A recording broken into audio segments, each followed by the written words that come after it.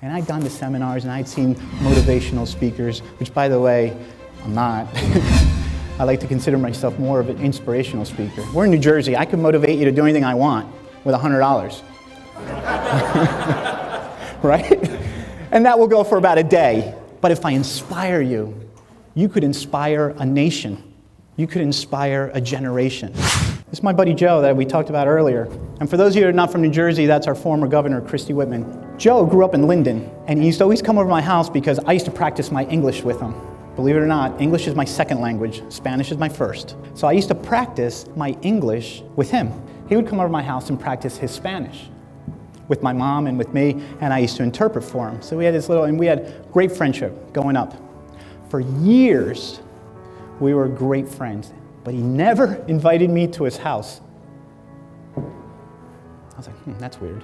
But I didn't think much of it. About 5 years later, we were like 15. Finally, he invites me to his house one day. And we go into his house, and we walk in, and his parents are sitting there watching TV. And he goes up to him, and he starts to sign. And he goes, "This is my friend Eddy." And I was like, whoa, like, your parents are deaf? They were deaf. I never knew. He never spoke about it.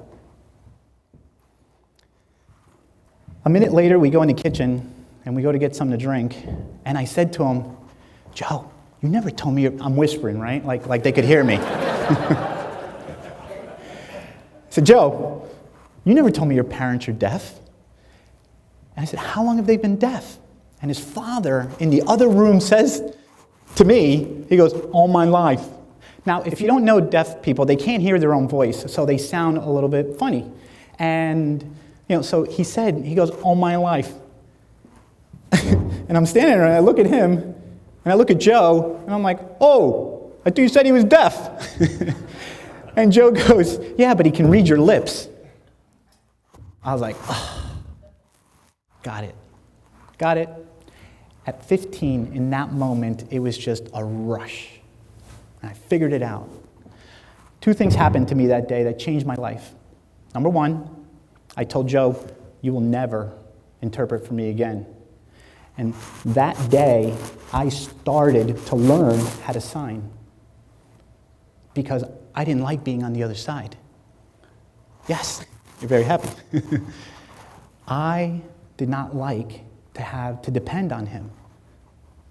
But number two, which was the most important thing of all, was that in that instant, I realized that we just hear with our ears, but we listen with our eyes and with our mind and with our heart.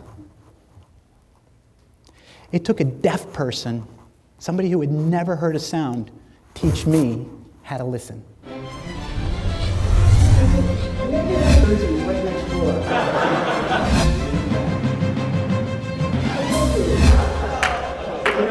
I got it. Where is he? There he is. Right? So we're talking about attitude. And I'd gone to seminars and I'd seen motivational speakers, which, by the way, I'm not. I like to consider myself more of an inspirational speaker.